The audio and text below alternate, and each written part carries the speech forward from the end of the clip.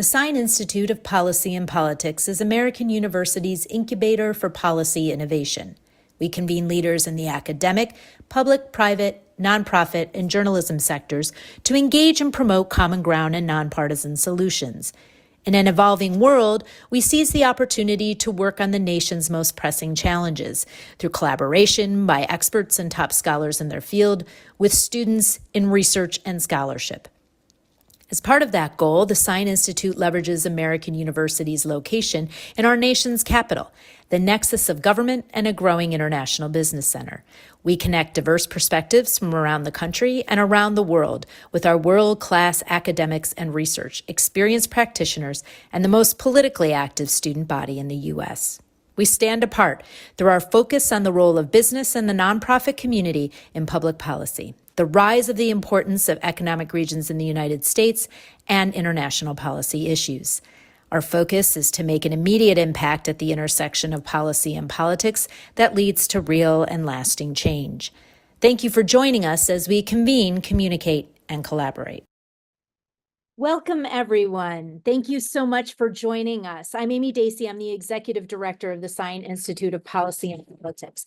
Thank you for joining us for this third edition in our Civic Life series, What Happens Next? The Presidential Transition of Power. We especially want to thank our co-sponsors today, the School of Public Affairs, and also the Kogod School of Business.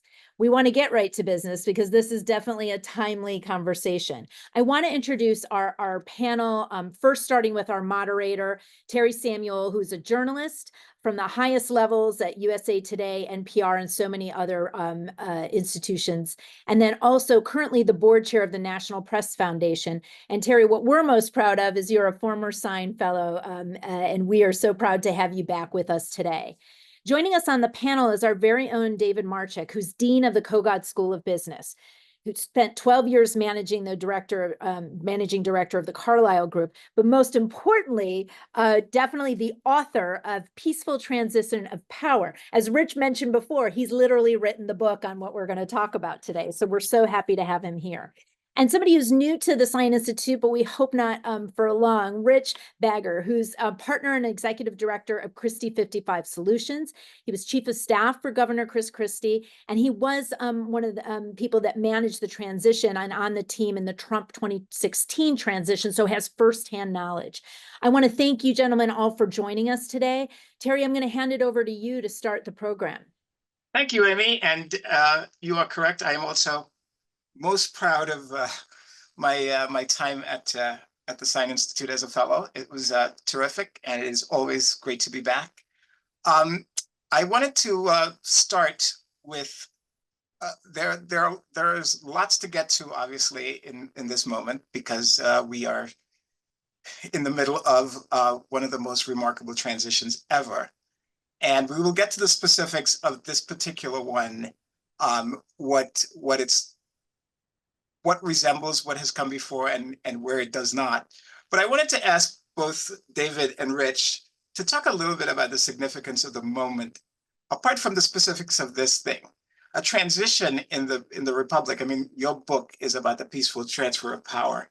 And that seems to be a significant moment in the life of the Republic. And I wondered, first, what made you want to spend so much time thinking about this? And where we go from here. And Rich, having done one of the most recent ones, kind of your sense of what this means for the country. David, you want to go first? You want to go first, Rich? No, David, please. Okay, well, first of all, thank you, Amy. Thank you, Terence. And let me give a shout out to Rich Bagger for participating, also his leadership in the state of New Jersey, which I think is the second largest source of AU students. So we like New Jersey. And he also did a great job on the 2016 transition, which we can talk about some of the ups and downs of that. A presidential transition is a unique moment for the United States because of the way that our government is designed. No other government is structured the way that we are structured. If you were a business student at Kogod and you wrote a paper that suggested that the best way to manage a presidential transition would be to have 4,000 political appointees leave on January 20th and a new president to appoint 4,000 political appointees to run the government, you probably would get a failing grade because it's a dumb idea. It's very hard to manage. And so I'll go back to 1993 when I had hair and I worked for the Clinton campaign. And on January 20th, I was lucky enough to be one of the first people in the White House. And I walked into the White House and it was empty. The desks were empty. There were no computers. There were no files. There was not a memo that said, here's what you do from my predecessor. It was just an empty building. And it was both an inspiring but also a scary moment because literally the leadership of our country leaves and a new leadership comes in, and that creates vulnerabilities for our country, which are important for continuity.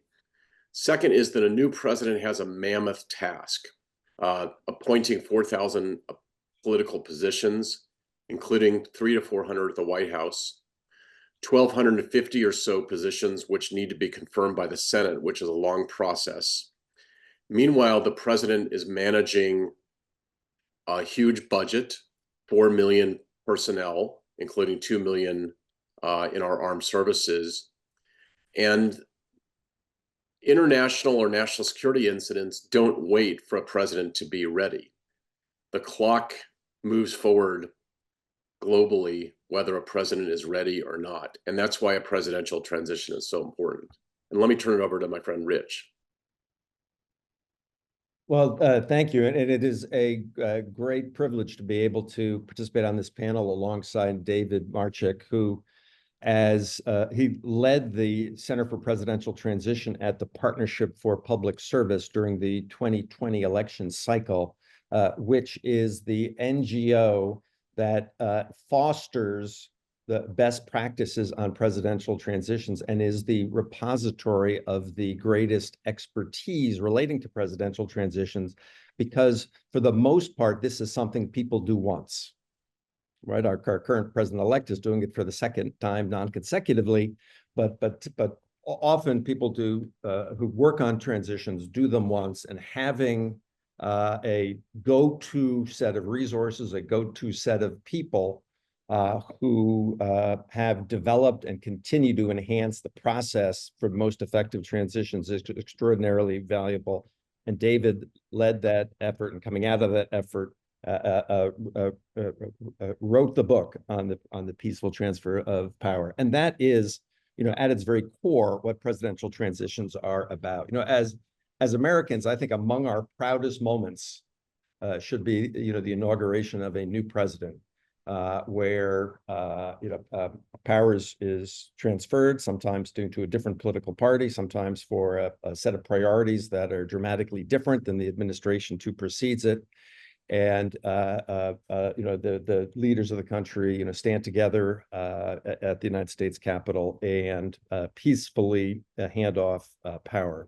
But there's a lot more to transitions than that.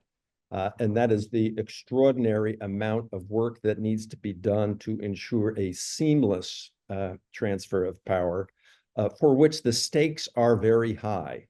I think you might be able to look at the year 2000 election cycle as somewhat of an inflection point here, because with that, the length of time that it took to resolve that election, and therefore the shortened period that was available for a transition, really, I think, put a spotlight on how much work needs to be done and how important it is, especially in light of that 9/11 occurred, just 8 months, into, the George W. Bush administration. So it's a lot of work. The stakes are high, and I would also, just point out that with so much media attention happening on like presidential appointments to the cabinet, that reflects simply the tip of the iceberg of the work that takes place during the 75 days, the work that, I trust is underway now, across a variety of dimensions of work that I'm sure we'll discuss, but it's an enormous undertaking and one well worth discussing.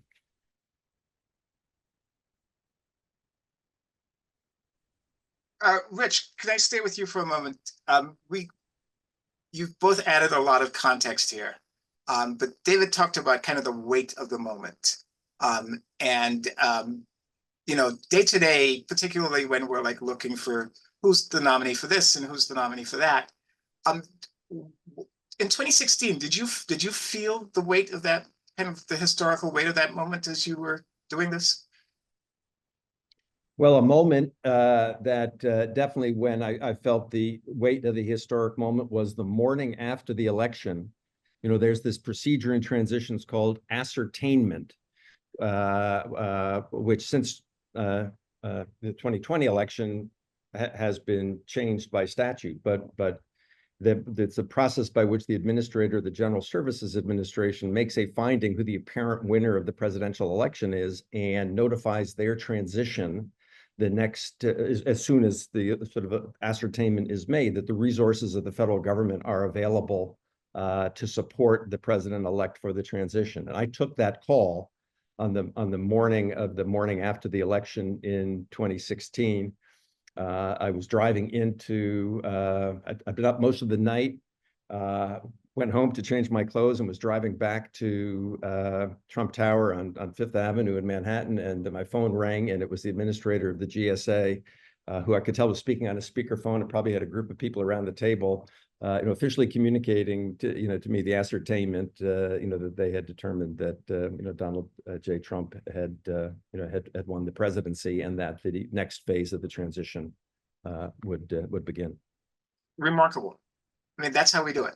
No Yeah. armies trading, just a phone call from the GSA. From a political appointee of the other party. Yeah. To say we're ready to turn over the keys. Could we talk a little bit about how transition teams, particularly with a new administration, works with the old one, especially when there is a change in party, as we have now? Sure, I can start and then Rich can pick up. So there are really four streams of work that a transition team focuses on. First is personnel, getting lists and vetting and preparing to recommend to the president-elect a group of people that could serve in his or her government. Second is policy. The campaign really creates policy, but the transition team prepares to implement it. Third is agency transition work, which is you get people who have worked in certain agencies ready to go talk to the outgoing officials, so there's continuity between the outgoing and the incoming. And then the fourth is something called president-elect support, which is basically work to create kind of the calendar and messaging and the sequencing of what the president-elect is going to do during the transition. The work between the outgoing and incoming is really important, and I'll give you kind of the best example and maybe a worst example of why that's so important. The best example probably was the 2008 election, where we had a transition between George W. Bush and Barack Obama. As Rich mentioned, George W. Bush had a rocky transition because of the litigation in Florida, where the outcome of the election was decided by one vote of the Supreme Court over 530 or so votes in Florida, which determined who had 270 electoral votes. So that was determined on December 13th of 2000. So Bush had a very shortened transition, and that impeded his ability to get people in place, including the national security establishment, and 9/11 occurred 8 months later. So when he was leaving office, he went to his chief of staff, Josh Bolten, and said, I don't want the next guy to have what happened to me. And he said, so I want you to work with both the Democratic nominee and the Republican nominee as if either they're going to win. I obviously have my preference, but I want you to do this on a fair basis because I want the next president to be ready. And Josh did that, and he did a really terrific job. So he was in touch with both the McCain and the Obama campaign. Well, in the fall of that year, the financial crisis occurred. Lehman, failed. Other banks, Bear Stearns failed, and the country was rushed into recession. and the auto industry was about to fail. And outgoing Bush and incoming Obama, as well as their Treasury secretaries, the chairman of the Federal Reserve, Tim Geithner, who was the incoming Treasury Secretary, collaborated to really have as much of a seamless transition as possible because there was a crisis during the interregnum. And I would say, if you look at history, the same occurred in the Hoover to Roosevelt transition, where there was no cooperation, and that lack of cooperation deepened the recession, Great Depression, and impeded recovery. Here, I think George W. Bush and Obama get great credit because we came out of that recession faster than we would have otherwise. On the flip side, during the outgoing Trump administration, the incoming Biden administration, Biden clearly won. He was declared the winner. Trump never recognized the outcome of the election. And during the transition, we were at the peak of COVID. The biggest policy issue during the transition for Biden was not a policy issue. It was getting shots in arms. It was the logistics of getting the vaccine out to the American people. We had more people die daily during that transition period than any other period of the COVID crisis. I think 172,000 Americans died during the transition period. And because Trump did not recognize the outcome of the election, that impeded Biden's ability to collaborate with the officials at Department of Defense, Department of HHS, and the Budget Office to figure out a distribution plan that could benefit the American people. The Biden team did it on their own. They made up lost time, but that would have been an example where cooperation between the outgoing and the incoming would have been better. Rich? So following up on David's comments, I think there is a very positive tradition that has generally been followed and is to be encouraged, of presidents sort of wanting to pay it forward or learn from experiences. So just as George W. Bush wanted to have a outstanding transitioning out to President-elect Obama at the end of President Obama's term in 2016, it was very evident that the standard had been set that they wanted to do even better. The engagement that Dennis McDonough, the chief of staff at the White House, had with both transitions, the process by which the executive branch approached it on an even-handed basis. Sure, they were working hard and hoping earnestly that Secretary Clinton was elected president, but during the transition work, we're treating both sides in a very even-handed way. And it's important to remember when we think about transitions, everyone tends to focus on the work of the incoming administration, but there's a whole parallel and intersecting set of work streams for the administration that is transitioning out. That involves a White House Transition Coordinating Council, a cross-agency group of departmental transition directors who prepare briefings and prepare their agencies to welcome teams coming in from the president-elect's team, to ensure that there's continuity with career government officials for when political appointees leave agencies, upon the inauguration of the new president. So that's a fulsome and complex work stream that takes place within the administration that then joins up at various points with the work of the president-elect's transition team. If I can dwell a little bit before we get to the current, dwell a little bit on some history. David, you mentioned the Bush to Obama transition, and the Clinton, the Bush 1 to Clinton is legendary for the note that the outgoing president wrote to President Clinton. And I don't remember the specifics of the Clinton to Bush because that was 2000. But is that a tradition that goes back much further than what I just described? So I would say that George H.W. Bush set a high bar created that tradition. He was an institutionalist, a very good person. Whether you liked his policies or not, he was a great American and cared about the country, and he was gracious even though he lost. We've had some terrible transitions in history. Roosevelt and Hoover hated each other, and they were in the car together going up to the Capitol for the inauguration, and Hoover wouldn't talk to Roosevelt. Roosevelt tried to make a little chit chat, and Hoover wouldn't talk. So Roosevelt just turned. It was an open car, convertible, and he just smiled and pretended like he was happy. There have only been 4 presidents who have not met with or attended the inauguration of their successors. Let me see if I can remember them. The 2 Adams,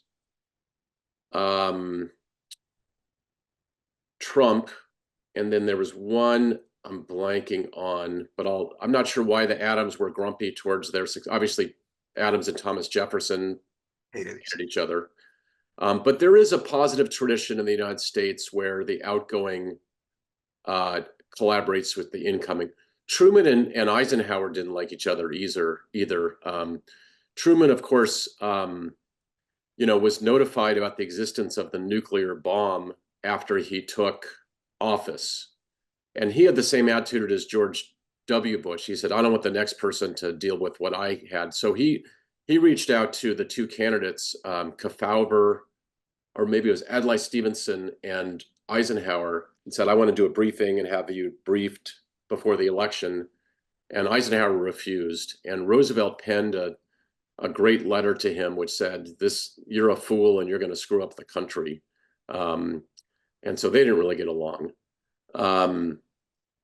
Carter was very gracious to Reagan. Really that tradition continues. And I think that, even though Trump did not extend that graciousness to Biden, he left, he didn't host Biden at the White House, he didn't attend the inauguration. And I think that even though Biden has said that, Trump is a risk to our country and all kinds of bad things, Biden is continuing that tradition. So let's talk about this current transition, and let's start here with the idea that this feels very traditional. Last Wednesday, the president-elect went to the White House. He met with the sitting president. They said it was great, and this seems very traditional given the relationship that these 2 men have had the last time around. Does this feel different to you, Rich? Well, I think there are 2 things about this year's transition that are unprecedented in modern American presidential history. And I hesitate to use the word unprecedented because people used it so much, over the course of the last election cycle. But we do have a president-elect who previously served as president, right? Which hasn't happened in 140 years or whatever. So we're with the presidential transition. That is, really the first time in modern history that has occurred. So we have a president-elect who has been there before, and who has people with him who have been there before, and that is a different dynamic. The other thing that is, at least in comparison to some the recent transitions, is that it is unclear, I think continuing as of this date, as to whether the president-elect's transition will, sort of follow the sort of pathways set forth in the Presidential Transition Act of, relating to the memorandum of understanding with the executive branch and how things are, have sort of typically been done stepwise. And so that would be, at least in the context of the last few transitions, sort of unprecedented not to follow those pathways. However, it does seem sort of quote normal in the sense of it was nice in the meeting at the White House last week, and that the appointments, whatever one thinks of them, are coming out, and the commentary about them and the process that'll lead up to Senate confirmation hearings seems to be well underway. Rich, have you Is there anything that you've seen thus far? You mentioned the President Transition Act that is concerning to you in terms of, how we end up in terms of governance down the road. Yeah, well, they're really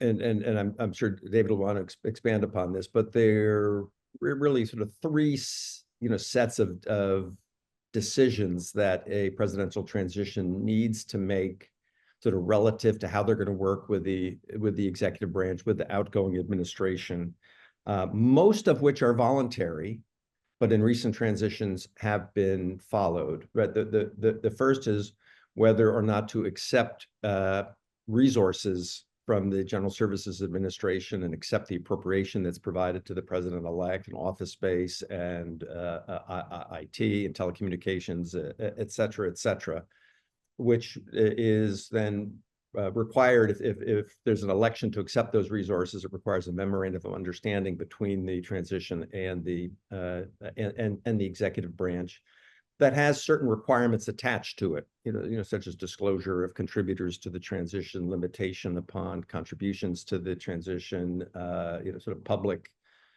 submission of a conflict of interest policy, et cetera. There's a second decision that relates to whether or not to send landing teams into executive branch agencies. These are teams of people from the transition who, typically would have experience in those agencies to come in and receive briefings, ask questions, prepared to brief the secretaries, nominees, and to be sort of ready to hit the ground running in those departments. Well, to send in those teams requires a memorandum of understanding between the transition and the White House that sort of governs the term of how those interactions are going to take place, and requires the disclosure of who the individuals are who are engaging with the current administration.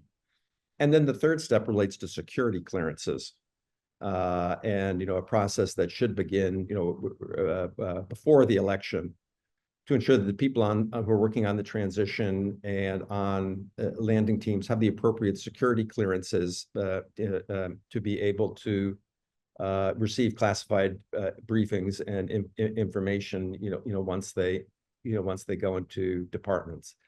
And so it's not entirely clear to me, in the current transition, whether those things are happening, whether they're going to happen in the framework of the Presidential Transition Act, or whether they're going to happen, somehow outside that framework. David? You've described what you've seen so far as yeah. So I'd say there are a few things that are troubling, and I like the history. I'm kind of a history geek, and Trump twice has had very good people working for him in the incoming and outgoing transitions, only to throw that work away and screw it up. Okay, so on the incoming in 2016, Rich and Governor Christie, with whom Rich worked, did a really fantastic job preparing for a transition. And famously, Trump, 3 days after the election, decided to replace Christie, and all that work was gone. On the outgoing, there's a fellow named Chris Liddell, who was deputy chief of staff, who did a really good job preparing for either a Trump second term or a Biden victory.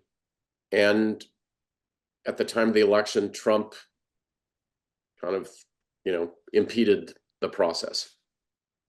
Here, I think that, he had people that were competent people, Linda McMahon and Howard Lutnick, leading the transition. They did traditional transition. And what I've seen is that Trump is just kind of making things up as he goes along without vetting. He's appointed 14 cabinet level officials in 2 weeks. Okay, that's between 3 and 5 times as fast as previous president-elects have done. Okay, I joked in the New York Times the other day, I said it's like the Star Wars bar scene of nominees.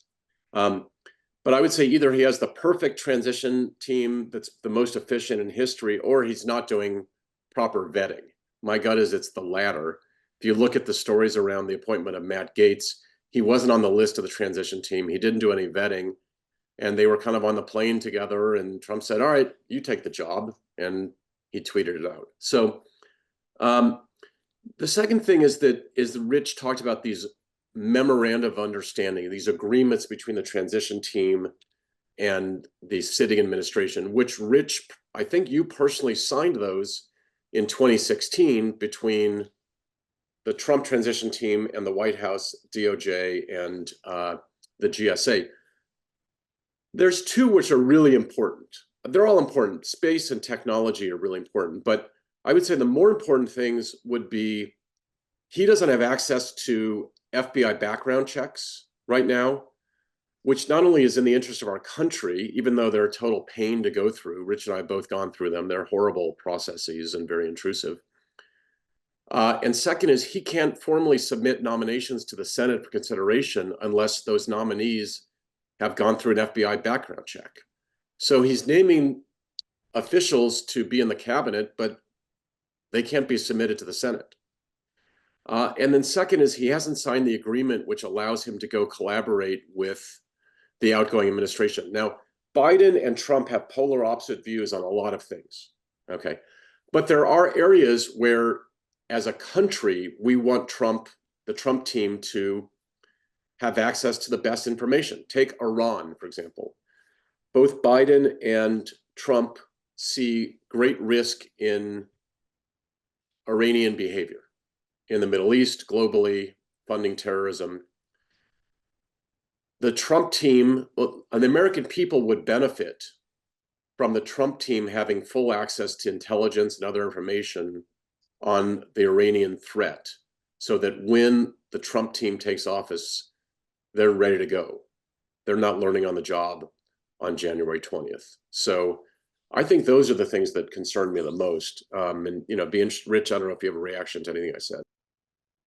And before you answer, Rich, one argument I've heard is, as you point out, he's done this before. He kind of knows what he wants, and maybe the speed is part of the advantage of having done this before. And he is not interested in essentially the kind of establishment way of doing things. I don't know how powerful these arguments are, but they have been made. I think it certainly does relate to the fact that the president-elect has been through this before, knows what he wants, and has a view of how he wants to do it. But I offer two observations, sort of at a higher level. First is that, again, a lot of the work is below the waterline, and I do not have insight or like a real view of how that is going. But delay in that work can have serious consequences. I think one of the lessons from 2016 is the delay that followed the sort of replacement of the transition leadership after the election led to, I don't know whether it's a lost month or more, but if you're behind in September, which we weren't, but you're then going to be more behind in November. And if you take a month off in November, you're going to really be feeling it in the first quarter. And if you're not, doing what you should in your first 100 days, it like impacts your first year, and your first year affects the whole term. So it sort of snowballs, and therefore, hitting the marks, getting the work done during this transition, during this transition period is very important. A second thought is, even in like an administration that is committed to a dramatic change in direction in policy, there's still best practices for how to be most effective in advancing your policy agenda. And I personally think it's important to sort of separate well-established pathways to being effective on policy and implementing an agenda and getting things done, from the fact that the policies that the president-elect is advocating, could recommend, dramatic changes. So if a transition is not done well, and again, I don't have a whole lot of insight into it, that it ultimately impacts the ability to be effective with those policy objectives. Um, so the president-elect has been moving fast. Rich, you mentioned that a lot of the work is below the waterline. But we've spent a lot of time kind of not just above the waterline, but kind of in the headlights. Uh, People in my business obviously have a lot to do with that. How does the public perception of what the transition is relate to governance down the road? How important is that? I mean, I think it's typically seen as an opportunity, by the president-elect and the incoming administration to, both try to unify the country after a contentious election, but then also sort of, consolidate a mandate. There's a lot of debate about whether or not there's a mandate, but when the voters have spoken and the majority is reached, it becomes a mandate of some kind or another. And a transition is sort of a period of time to communicate how that mandate is going to be exercised. And that's why one of the like 4 work streams of a transition that Dave outlined before is what we referred to as president-elect support, but it's really, sort of building and operating the government in waiting outside of the government. In terms of managing communications, stakeholder engagement, the president-elect's calendar, public appearances, to sort of carry forward that that communications plan during this very important period. Recognizing, of course, that we only have one president at a time, right. And the transition is I make the analogy that, I don't know whether it's a good one, that it's like when you're building a new software platform, or a new website, you build it out completely in a staging area. And then you get to the time when it's going to go live and you flick the switch and you hope it doesn't crash. And I think that part of the analogy may work, but the part of the analogy doesn't work is that you're building the staging area with everybody watching. Right. So David, you mentioned this, that this was reminded you of the bar scene in Star Wars. How much of an anomaly is this current transition in terms of historical precedent? I think that, as you know, and as Rich knows, President-elect Trump does everything unconventionally. The conventional way to do this is to have a sequence of appointments that reflects the priorities of the incoming administration. So going back to Clinton, he was elected during a recession where the economy was the #1 issue. And so his first appointments was his economic team. And he took, say, 3 to 4 weeks and then rolled out his economic team, which was Lloyd Benson and Laura Tyson and Bob Rubin. President George H.W. Bush wanted to emphasize national security. So he rolled out his national security team first, Brent Scowcroft and Colin Powell and James Baker. Traditionally, there's an event and the nominee gets to speak and there's pageantry. And instead, Trump is just doing this by tweet, rapid fire, or maybe Truth Social. And there doesn't seem to be rhyme or reason. He just makes a decision and then announces it. So I would say this is a non-traditional transition. And my gut is that it'll be a non-traditional presidency. I think that one of the things I wrote about in my book, which was informed by interviewing people like Rich and Christie, was there's a high correlation between the quality of a transition and the direction of a transition and the president's first year. Okay. So Governor Christie, with whom Chris worked, I remember interviewing him, and he basically said that the Trump team never recovered from the poor start. And I would say that Clinton, who in my view was a great president, 2-term president, he had a terrible transition, was not ready, did not want to appear presumptuous, and he had a terrible first year. He didn't appoint his chief of staff designate until mid-December. And that should be the first appointment that a president-elect announces. I think by contrast, Reagan and Obama had very good transitions. Reagan had the confidence to appoint James Baker as chief of staff and let him run things, even though Reagan didn't really know him very well. And Baker had run 2 campaigns against Reagan. But he basically said, I want to get the best people and let them run things, and I'll focus on the things that I can do being president, and then we'll have someone that knows how to run the government. So yeah, I think there's a high correlation between the quality of a transition and the start of a presidency. And whether you like the incoming president or not, the American people want the incoming president to be effective to advance our interests. To have somebody run 2 campaigns against you is one way to get to know them pretty well. Yes, exactly. Rich, I think you were saying the same thing about kind of the correlation between the quality of the transition and the quality of the governance that follows. Absolutely. Absolutely.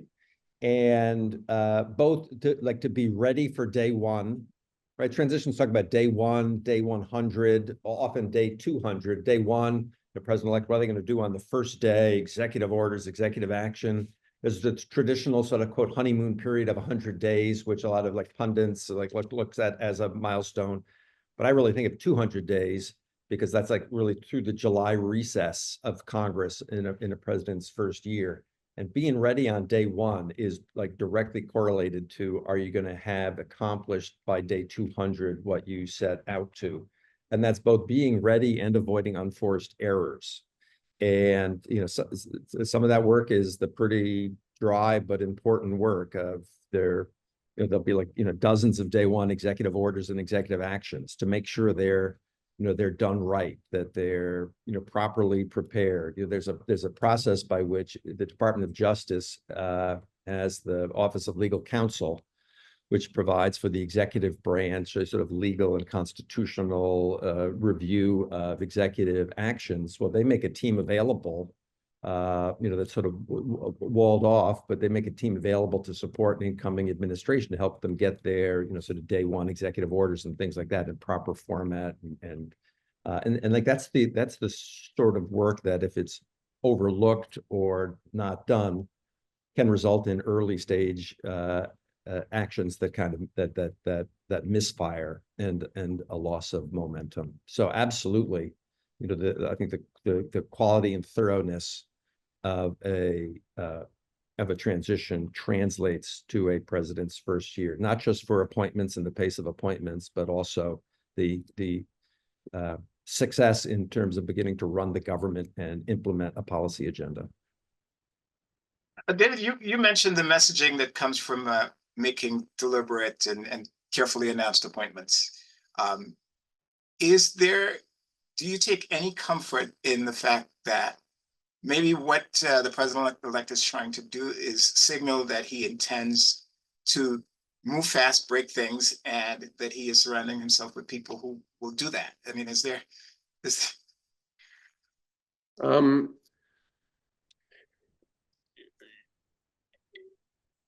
don't take comfort in that, no.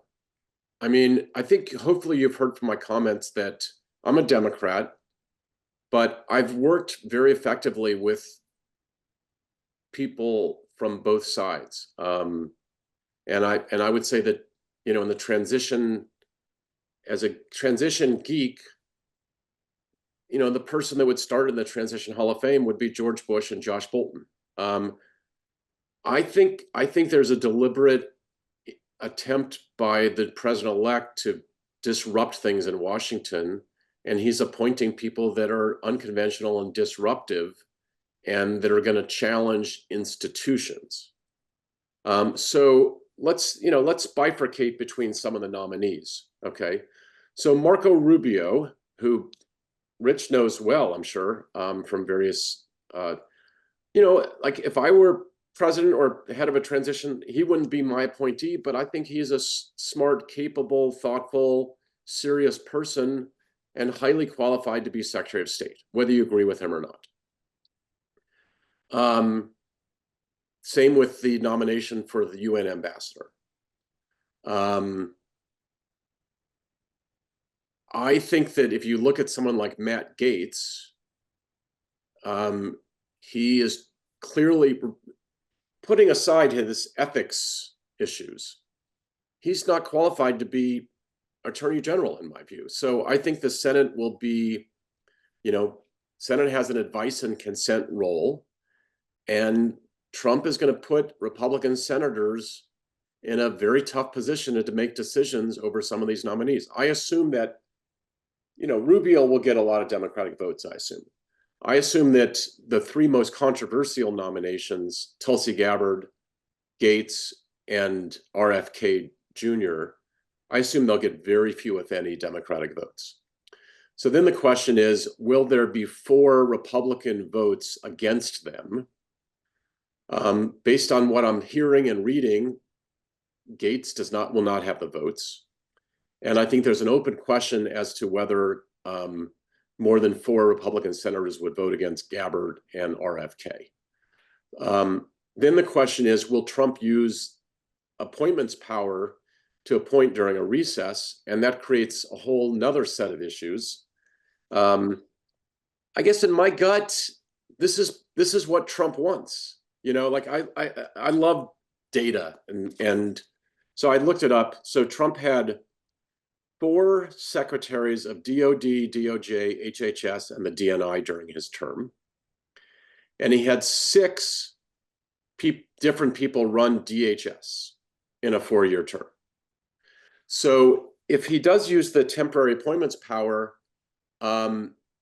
they can only be, there's limited amount of time that they can stay in office, but that limited amount of time would actually be more than the average tenure of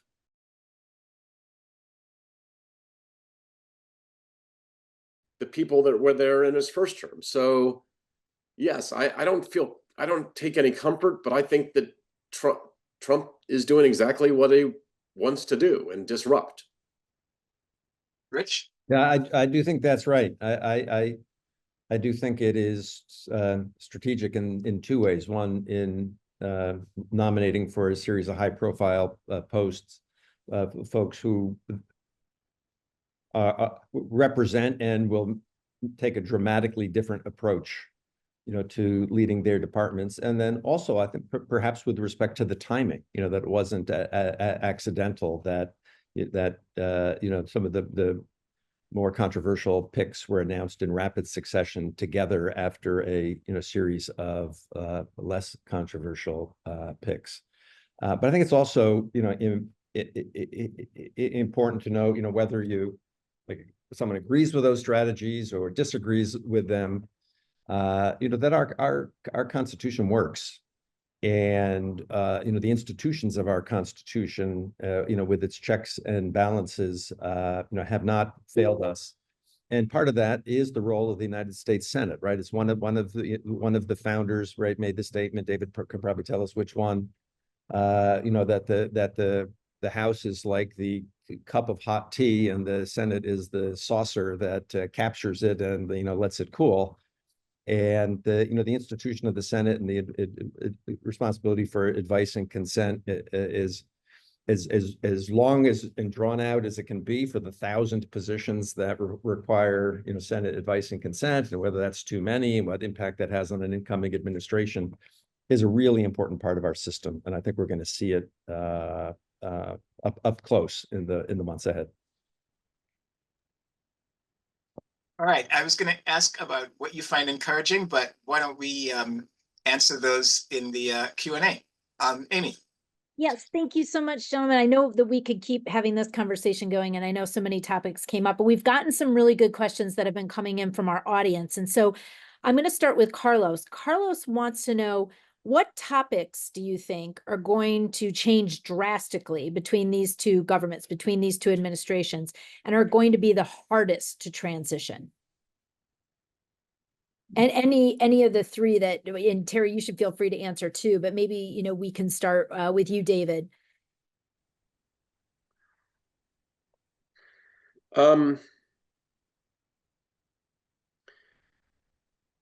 It's hard. I guess it's a really good question, but I guess the question, well, I would reframe it to say, what's not going to change?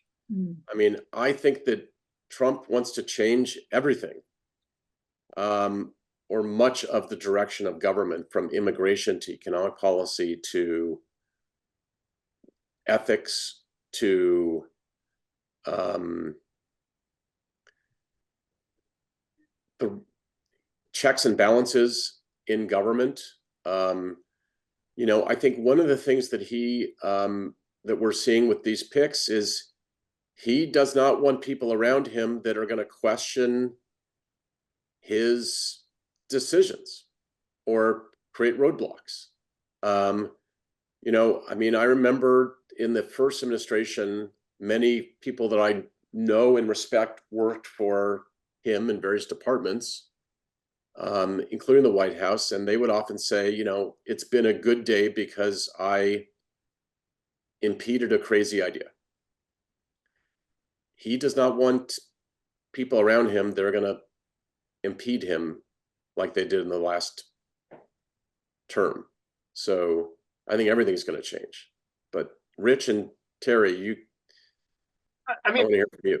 Look, I think that one of the things that, in terms of policy, that's going to change is obviously the questions and the rhetoric around immigration.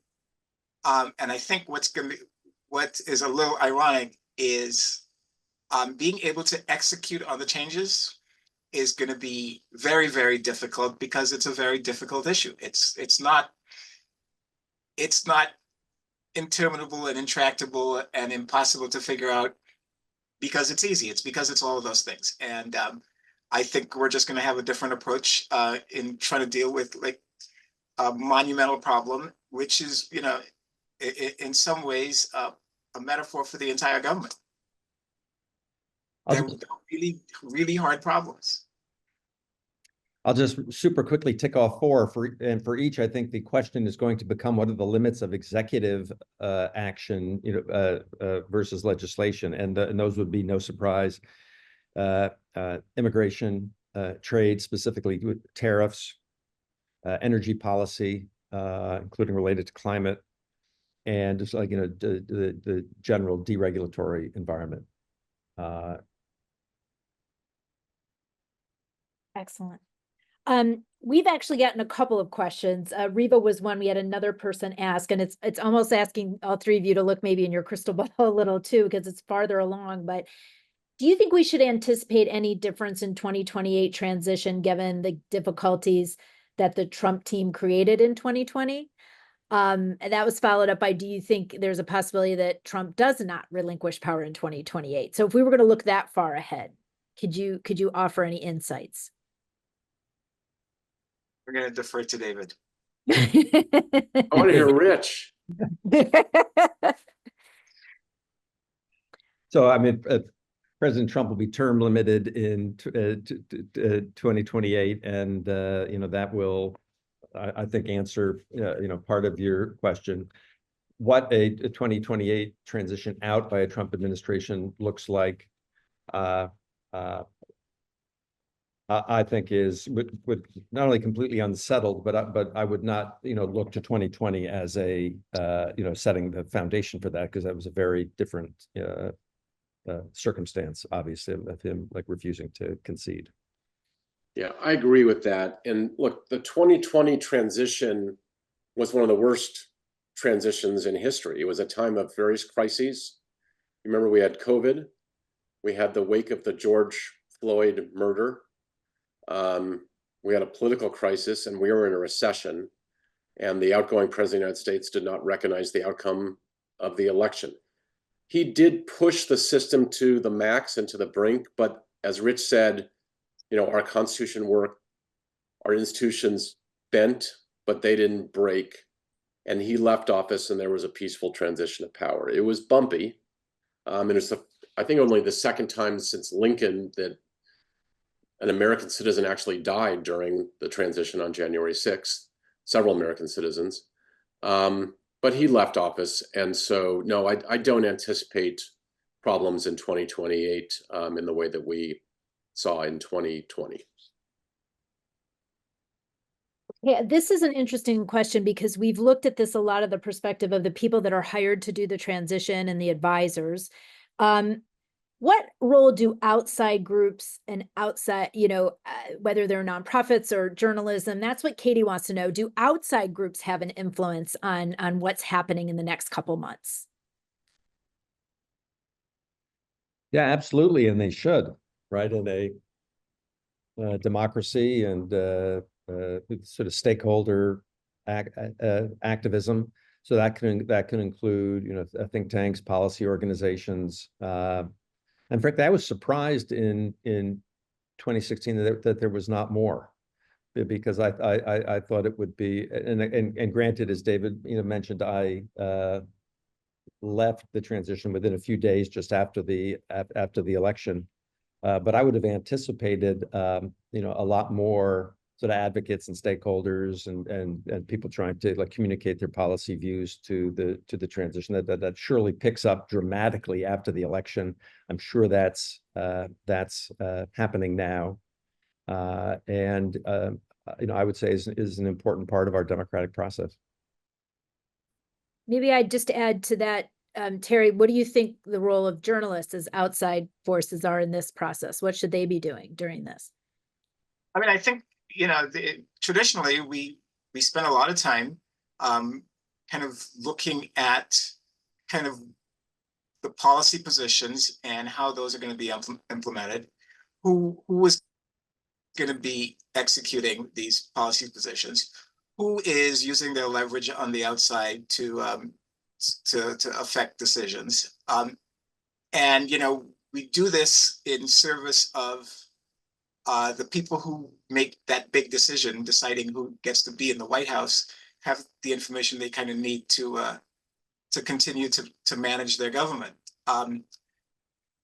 It's gotten a lot harder, in part because of the climate, in part because of the tools that we use, in part because of the tools that the electorate has access to in terms of social media. But I think the central work of informing Americans about their government, about themselves, and about their communities is invaluable, and is even more so in a moment like this. And I hope people continue to do that. Thank you, Terry. I want to get to final thoughts from everybody, but I'd be remiss not to ask Kendra, who had a quick question, and it kind of follows up on what we were talking about with Katie. She wants to know, given today's political climate, what would your recommendation be for people who are nonpartisan to assist in the presidential transition? In other words, how can nonpartisan entities be the most helpful in this presidential transition? Which I think is a good question. I don't know. It's a great question. And maybe this will be my final comment.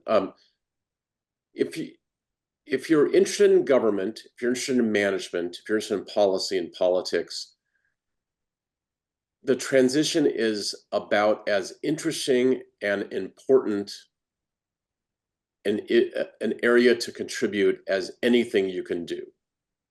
It's an intense period that's critical for our government, and the stakes are really, really high.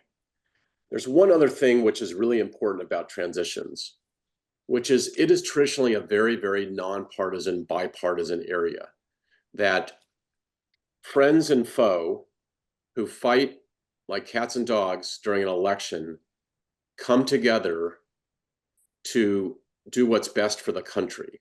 So why was it that Dennis McDonough, the outgoing chief of staff for Barack Obama, who clearly wanted Hillary Clinton to win, why was he on the phone all the time with Rich Bagger, who was working for President-elect Trump, or the candidate Trump? It's because both Rich and Dennis, while they have political differences, want to do what's best for the country. And that's why I love this area of work and the topic. And that's why I'm really pleased to be here with Terence and you, Amy, and Rich. Thank you. Rich, do you have some final thoughts before we wrap up? Just I couldn't possibly put it better than that. The experience I had, between May and November, that's earlier you start, May and November 2016 was one of the most fulfilling things I've ever been part of in my professional career. And because it is the spirit of public service, obviously it's in a partisan context, but it is about serving the country and being prepared to govern. And exactly as Dave, I remember like sitting in the White House Chief of Staff's office with the leader of Secretary Clinton's transition planning team sitting next to me, receiving briefings together. And that just so symbolically, shows what it's all about, and then how how an outgoing administration and an incoming administration of different parties, while they may disagree completely about the specific policies, work together to ensure that the national security of the United States is maintained, and that the government is able to have a smooth transition. And thank you for the opportunity to be with you today. Well, we're so glad that you can join us. I want to thank all three of you. Terry, thank you so much for guiding us through this conversation. It's so much we could talk about. So you were, flawless in helping us kind of hit the main points. So we really appreciate it. David and Rich, I think that you're the best example of a bipartisan conversation, on these topics, and the fact that both of you can come together and bring your experiences. I also want to say we're going to make sure, David, to get out in our newsletter your book and how to access it, because if this piqued your interest today, The Peaceful Transfer of Power, I have read it cover to cover. Thank you. Don't quiz me, but I have read this book, and it's been helpful. And I think the biggest thing that we want to help everybody with here at the Sign Institute and with our partners at the Kogod School of Business and certainly the School of Public Affairs here at American University is, if you understand the process, that you can be a part of this conversation. Public service is a part of all of us. The Civic Life series really wants to make sure that we're informed about these issues as we go forward. We want to thank everybody that joined us today and asked questions, to the people who joined us on live stream. And we did record this, and we are going to make it available to the broader community throughout the coming weeks as you have questions and whatnot. So gentlemen, all three of you, I thank you for your expertise. Most importantly, I thank you for your time, and we promise to keep convening, communicating, and collaborating on these issues and more. Thank you, everybody, for joining us. Thanks, everyone.